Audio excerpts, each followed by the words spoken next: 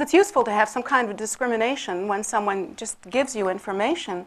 You want to develop the kind of discrimination that causes you to maybe see through the filter of their particular conceptualization process. Maybe take it with a grain of salt. Just hear it through the filter of understanding that their thinking may not be so clear. Or even when you read the newspaper, or when you hear something from a politician.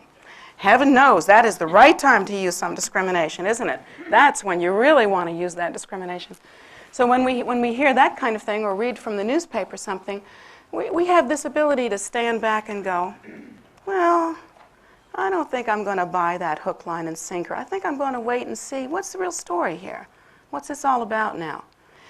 So in some cases, we have been taught something that is very useful to us. Don't take any wooden nickels, you know, that sort of thing. But when it comes to spirituality, how do we discriminate?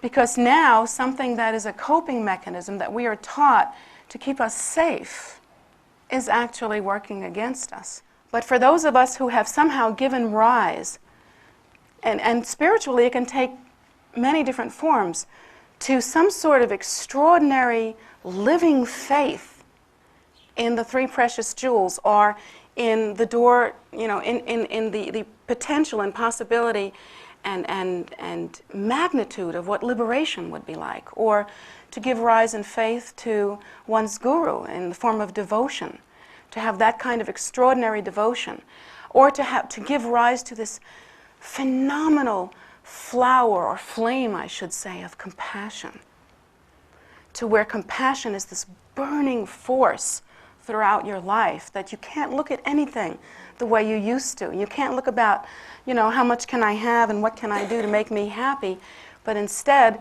your life becomes like, sort of like Mother Teresa. I think about Mother Teresa as being a great bodhisattva who is on fire, you know. She has this flame of love inside of her.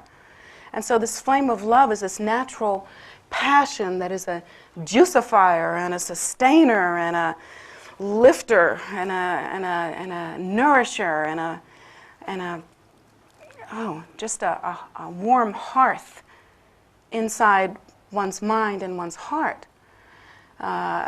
For those people who have managed somehow to give birth to something like that,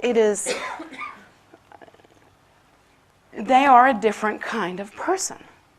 They are a completely different kind of person.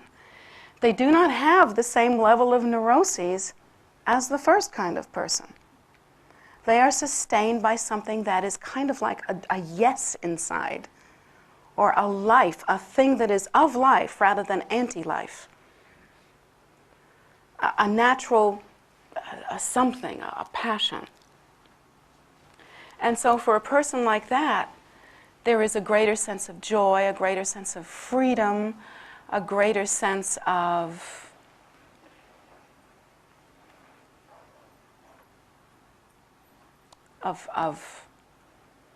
color, taste, something.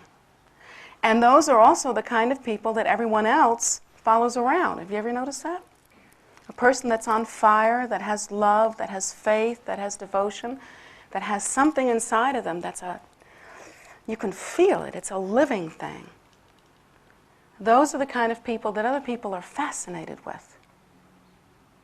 Afraid of sometimes, but also fascinated with. And they follow people like that around. And it's that kind of charisma that causes leaders to be leaders. There's a fire there, and everybody wants to be warm. Everybody wants to be warm.